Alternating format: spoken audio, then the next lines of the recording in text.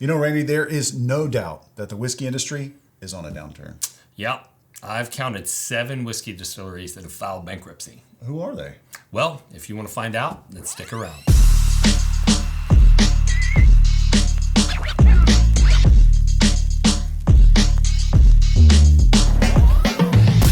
Well, before we get into the bad news, here's the good news. Our patrons are awesome.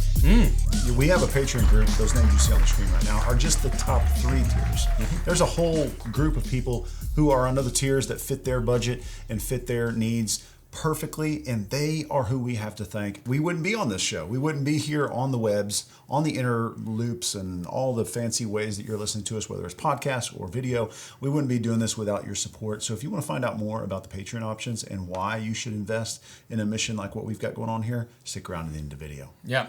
So disclaimer, there may be some additional distilleries that my research didn't turn up.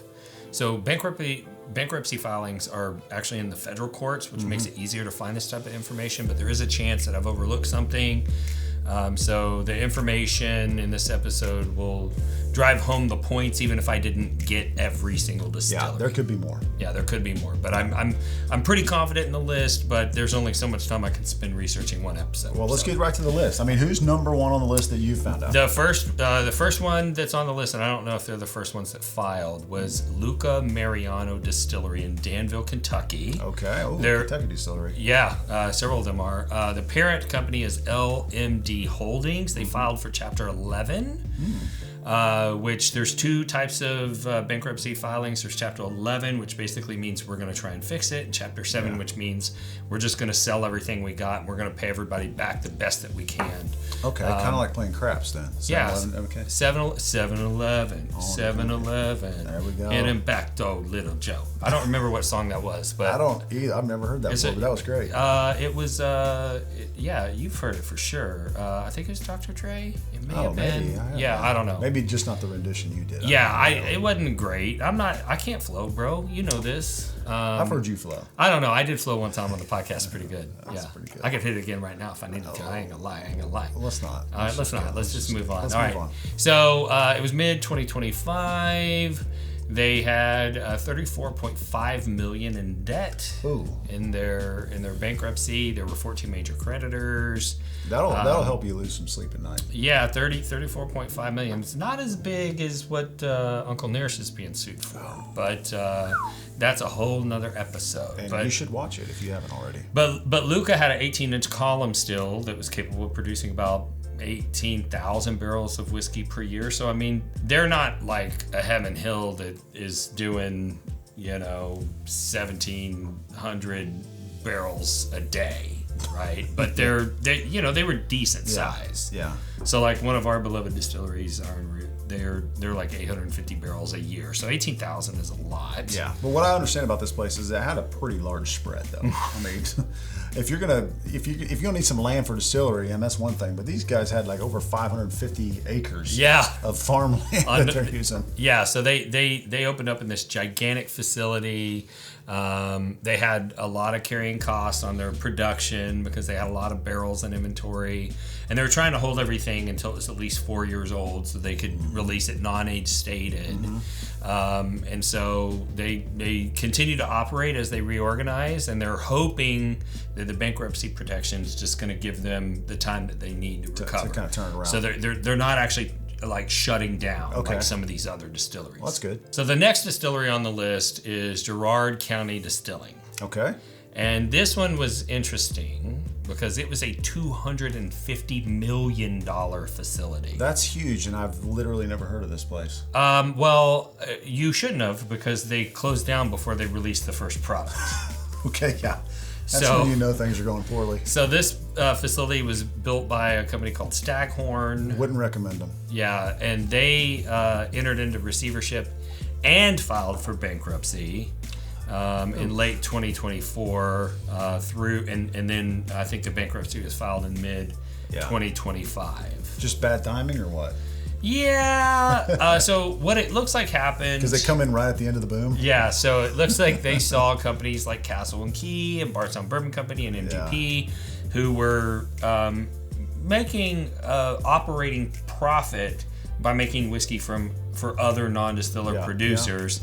And they're like, dude, we're gonna get in on this, and we're gonna open up this huge facility, and we're gonna become the premier provider for other people while we build our other brands. Yeah.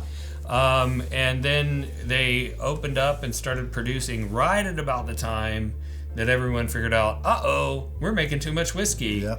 And we don't need you anymore. all of the people that, were being very demanding and saying you have to be on our list for 2.5 years.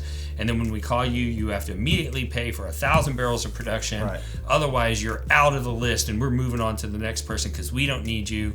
And then all of that kind of went away. Mm-hmm. And they're trying to enter in a market as a new brand that nobody's really heard of yet. And they don't have any aged whiskey to sell. I mean, you can't blame them. The whiskey industry is all about prediction, you know, and forecasting. Because right now you're making whiskey that you hope has a demand in 4, 6, 8 years from now, and it's like, okay, something's happening right here. Let's jump in here because it could get even bigger. Yeah. And for them, it did not. So Trust Bank appears to have pushed them into receivership because they defaulted on a $26 million debt. Understandable. And typically this just means that they're trying to get control over the business so that they can protect their assets. So they go to the courts and they go, hey, things aren't going well. They're defaulting. We don't think they're the right ones to run this. We want you to put somebody else in charge and make sure that we're protected. But this ended up pushing them into bankruptcy. And so they were trying to continue to operate the business and preserve value, but eventually they shut down operations, which is a sign that they're not going to work their way out of receivership. It looks like they're probably going to start liquidating things. Yeah. So best of luck to you guys over there in Charlotte County. Hello and welcome to today's episode of What You Have on Your E-commerce site. I'm your host, Randy Sullivan. Let's get right to the questions. Do you have Glen toppers? Yes. Do you have t-shirts? Yes. Do you have bottle carrying bags? Yes. Do you have storage? Yes. Do you have an aroma kit? Yes. People, we have everything at bourbonrealtalk.com. This is stupid. Why do we even need a game show?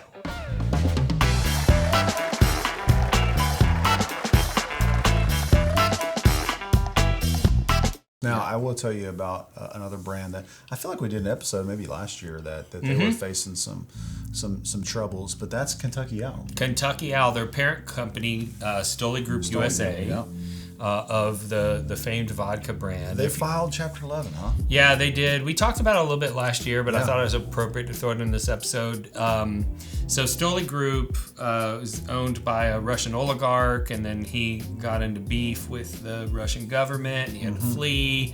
The Russian government claims they own Stoli. He says, too bad, so sad, no, I own it. You weren't allowed to take it from me. And they say, no, it was totally legal. So there's all this battle. But eventually he opened up Stoli Group USA and ended up buying Kentucky Owl. And they filed Chapter 11 in November. Stoli Group did.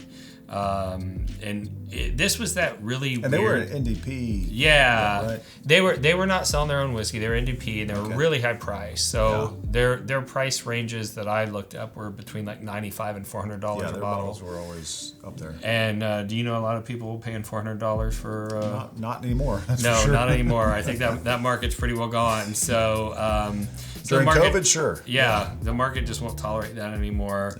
Yeah. And they also had this crazy plan to build a $150 million bourbon theme park. I remember that, a bourbon theme park. I mean, let's mix theme park with whiskey, and that would be just a grand old time. Never happened. Nothing could go wrong. Yeah, they never really broke ground on that, and their whole business model was based on fear of missing out, right? Yeah. And once that kind of went away, then so did the business opportunity. We have a representative of that bottle here, but there's another representative we have on the table. This stuff right here, Westward, I gotta admit, I haven't had a whole lot of it, but what I just sipped out of there is wild. Yeah. It's like fruity candy flowers. Yeah. Wild flavors. And this is a single barrel select that we picked. So Westward was kind of known for a couple of things. Yep. So Westward's actual distillery name is House Spirits Distillery. Yeah, because actually I was going to come out with a brand called Westward. Oh, Westward. Yeah, that makes sense. That's why they changed it to House Spirits. Yeah, they had to. Yeah, intellectual property violation. Wild Turkey 102. Yeah, Westward. Yeah. All these brands coming at me. I'm like, listen, hey, bro, calm down. I was here first. I was here first. Yep. Yeah, you're second fiddle. You know. Get out of here. Yeah, so they're out of Portland, Oregon. They filed Chapter 11, which means they're trying to reorganize in April 2025. Not long ago. Not long ago. They cited liquidity, meaning they had cash flow trouble, just like some of the other brands that we've talked about in this and other episodes. It's glad to know that I'm not alone. Sometimes I have cash flow problems. I do too. Like, what's going on here? Real estate is not always kind. And then guys get with cash flow problems with millions of dollars. I'm like, okay, I feel better. Mm-hmm. But it was fast growing though. It was. Westward took off there for a while. They did. So the parent company actually. They were a very attractive company for investment, and so I feel like Diageo, like one of the bigger. Yeah, Diageo ended up investing in them, and they were growing based on their short-term success. Like the market was never going to shift. Yeah.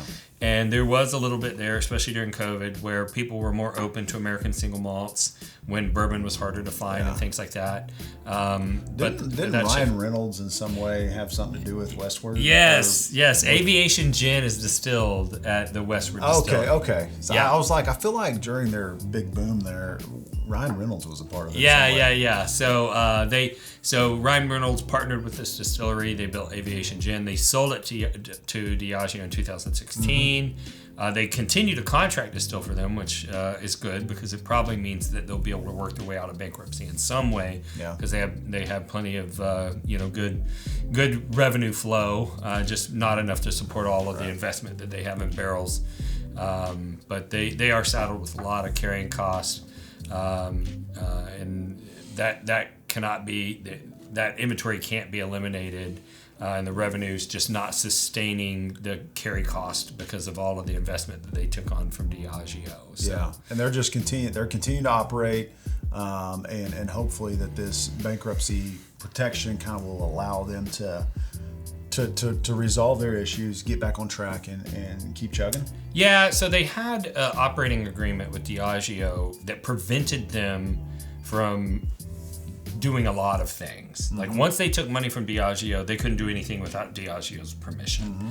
So by filing bankruptcy, they now get to go to the bankruptcy trustee and say, I know my agreement says this with them, but don't you agree that it'd be in the company's best interest if we were allowed to do this, this, and this? And if the trustee says yes, the answer is yes. Oh, okay. And so a lot of the reason for this bankruptcy probably had to do with the fact that their hands were tied by their Diageo agreement, and this gives them temporary relief as long as the trustee thinks that they're going to be able to pay Diageo back because they're able to make these moves. The trustee will approve it. So, okay. Yeah, so I think it'll allow them to recover. I don't see this brand going anywhere. Yeah. Well, next up on our list is another distillery that I've not really heard of, but it's the Montana Distillery. Montana. In Montana. Yeah, and they filed for Chapter 11 in April. April was a bad month for some distilleries. It was. That was the month where everybody's like, all right, we don't know what we're doing. We've been kicking this can down the road, hoping it'd get better. Let's get this figured out. They're not as bad off, but they're just south of $1 million. Yeah. As far as it wasn't a huge bankruptcy. Right. But so this was one. They had built a lot of solid local demand. But in their area, COVID shutdowns had a much larger financial impact because it lasted for a lot longer and it was much more restrictive. Oh, okay. So there were some states that were less affected by those types of things. But they also have some really stupid laws in the state that make it almost impossible for a brand in Montana. Yeah, you'd think that's the Wild West; they'd let it go, but you would think that, but we're going to talk about why that is. So the stupid rule. Kevin Costner go up there. Oh yeah, he could Yellowstone. Yellowstone that and fix it right up. All right. Yeah. So no, they can only sell 2 ounces of alcohol to a customer per day. What? Yeah. 2 ounces. 2 ounces is what I use to kind of clear my palate. You know what I mean? Like just kind of swish it around and get going. So you're not going to be able to survive by attracting people to come to your distillery and have a good time and buy products and all that stuff if they've got to drive all the way across town. When they get there, they can have one drink and then they got to leave and go someplace else. And that just doesn't make any sense. That's wild. Right. And that law is 100% enforced to protect the state government's monopoly because Montana is a control state, which means the government controls alcohol distribution. And so basically it made it impossible for them to get their products to consumers. Man. And there's really not a lot that you can do about that if you're operating in that kind of state. Now this one surprised me a little bit. This is a Texas producer. Oh yeah, the old Devil's River. Devil's River. You know what? The first time I heard about this whiskey is when I went down to the Devil's River and I did a 4-day kayaking trip on the Devil's River, which is one of the most beautiful places in Texas. Great fishing, beautiful crystal clear water. But while we were there, when we got done, they had Devil's River whiskey and we drank some. That's the first time I ever even heard about it. Yeah, so Devil's River Holding LLC and Devil's River Distillery LLC filed for Chapter 11 protection on May 1st, 2025. I hate that.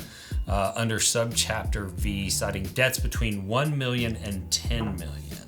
I hate to see it. And this is actually an example of a whiskey with plenty of demand that was forced into bankruptcy by its distribution structure. So the 3-tier system strikes again. Yes, way to go, guys. Yeah, so basically what happened, they hired, this is going to get like kind of detailed, but it is what it is. So they hired 375 Park Avenue Spirits, which is the name of a company, that was formerly known as Luckdoor International LLC to do marketing.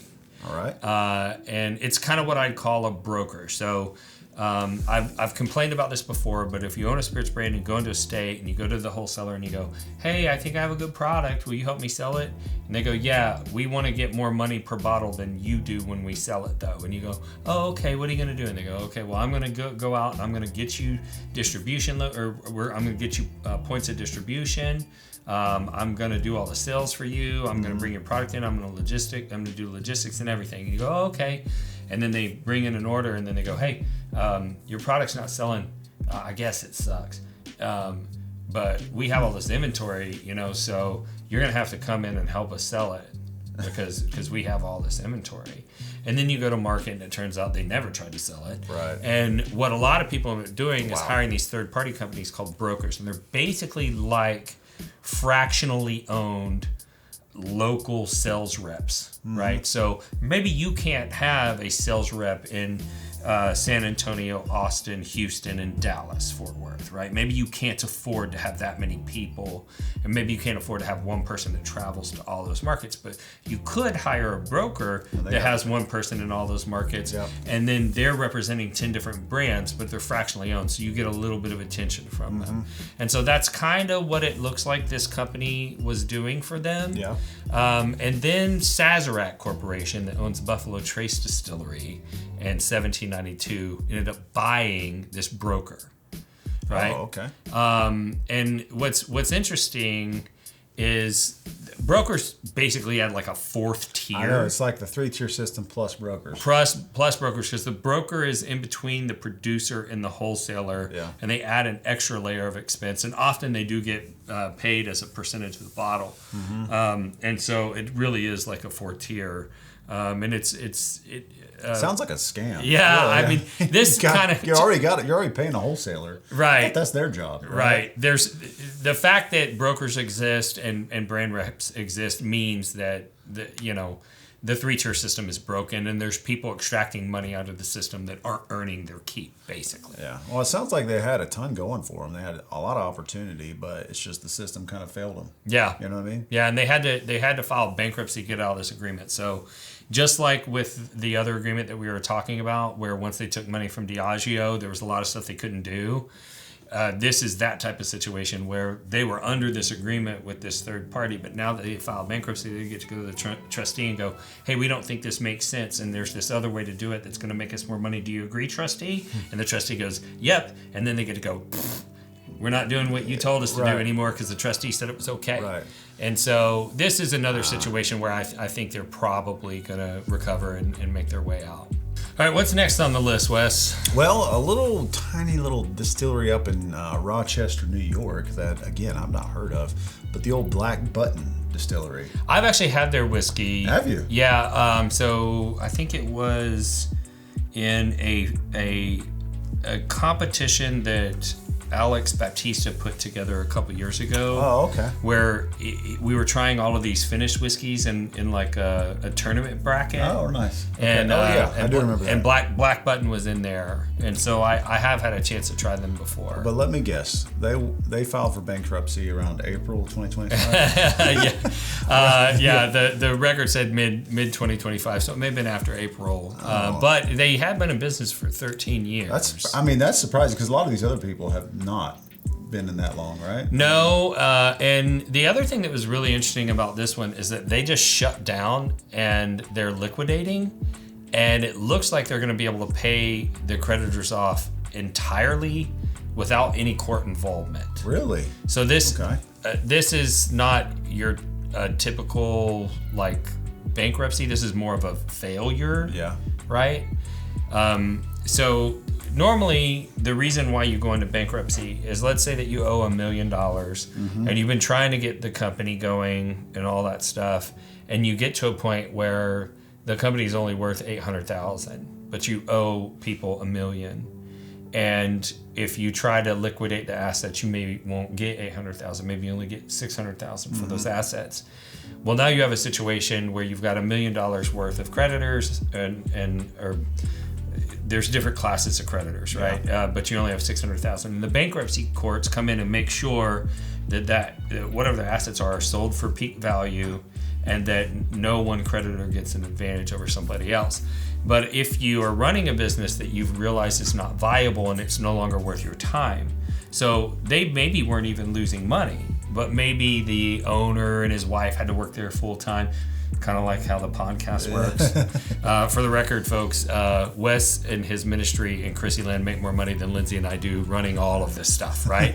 So, we do this as a passion project so that we can be effective in fundraiser efforts. But, there could be a scenario where somebody is in the position that we're in and we go, you know what, this isn't worth it, And it looks like that's what happened with them, because they were able to liquidate everything and pay off all of their creditors. They didn't actually have to go into bankruptcy. But part of the reason why I heard of them, did you ever hear about Empire Rye? No. So for a while there was this move in New York that there were a handful of distilleries that were buying locally. They were sourcing locally produced rye grain, and then they were making rye whiskey in the state for New York. And they said, let's create something that's similar to Tennessee whiskey. Right? This is still rye whiskey, but we want it to be a special state-specific subcategory called Empire Rye. And they had kind of the rules of if you wanted to call it Empire Rye, and they were trying to get state law passed to keep other states from producing anything called Empire Rye.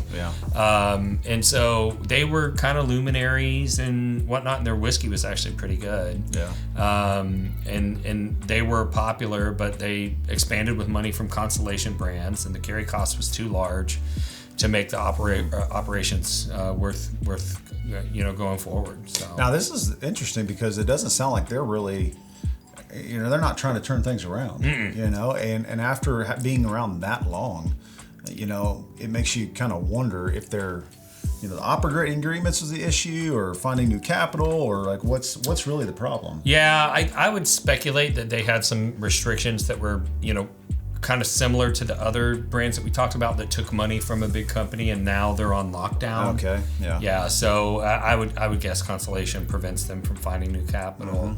But bankruptcy said various classes of creditors. And it seems possible that all debt holders that were secured or unsecured are being made whole through the shutdown, so they just could avoid bankruptcy altogether. Right.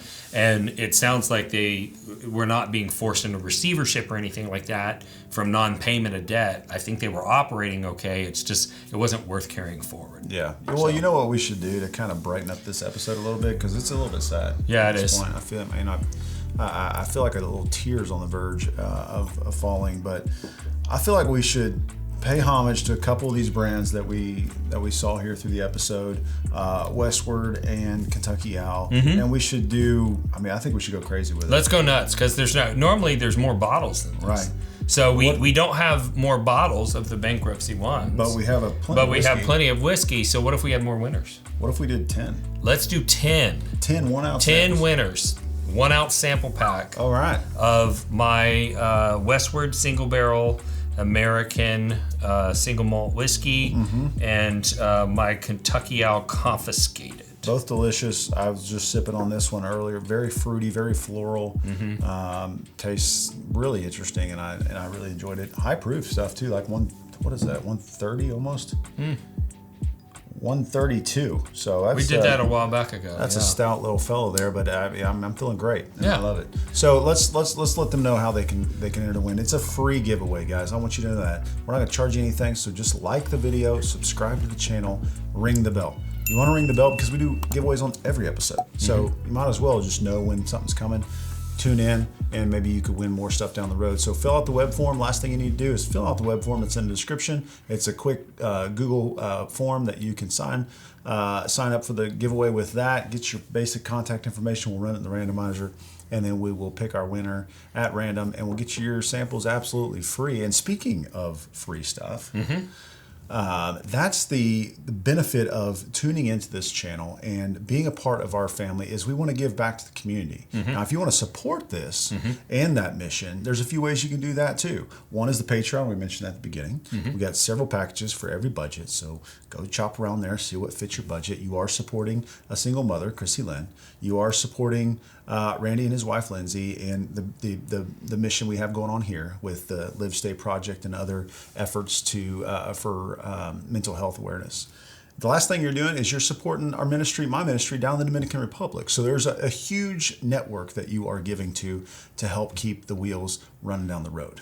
Second thing you can do is just shop BRT.com, bourbonrealtalk.com, and that's where you find all the cool whiskey merch created by whiskey lovers for whiskey lovers by yourself. Last thing here, Randy, my man, is a real estate agent in Dallas and Houston markets. And let me give you a quick tip. He gives away epic bottles as closing gifts. So if you're looking for real estate, you want to buy or sell in those areas, hit him up. Yeah. And you can find links for all three ways to support in the video description just next to the giveaway link. And if this is your first time tuning in, I want to let you know why we do what we do. We are all about creating community and connection through whiskey and the whiskey enthusiast community. And that's something that's important to me because I lost a loved one to suicide. And after his passing and starting trying to figure out like how did he get to this point, I realized that we are all very dependent upon these types of connections that we have in life, that there's individuals that can say, hey, what's wrong? We can tell when something's not going the way that it's supposed to be. We are personally encouraged in our mental health journey by the connection that we have with others. And my brother was missing some of that. And I saw how whiskey was creating those types of things. And so I thought maybe if I could get you connected to whiskey do the rest of the job and get you connected to others. But for connection, you do have to have a forum for people to meet each other. And a lot of the forums are filled with negativity from whiskey trolls. And we figured, hey, we'll create an environment that doesn't have that. So we created Bourbon Real Talk Community, which is a free Facebook-based whiskey enthusiast community. And there's no troll behavior in there. Nope. And it's one of the world's largest bourbon-focused Facebook groups. We're very proud of that. And it's been so successful, and there's such a community feel. We were able to start livestayproject.org, which is a suicide prevention and intervention nonprofit, all administered inside the whiskey world. But seeing those trolls and all that negativity taught us an important lesson, and that is, if somebody can hate you online that doesn't even know you, there's nothing that keeps us from loving you online, even though we don't really know you. And that's why we end every episode the same way, and that's this. If you woke up this morning and you're unsure whether or not anyone loved you, just know that we love you. We'll see you next time on Bourbon Real Talk. Cheers. Cheers.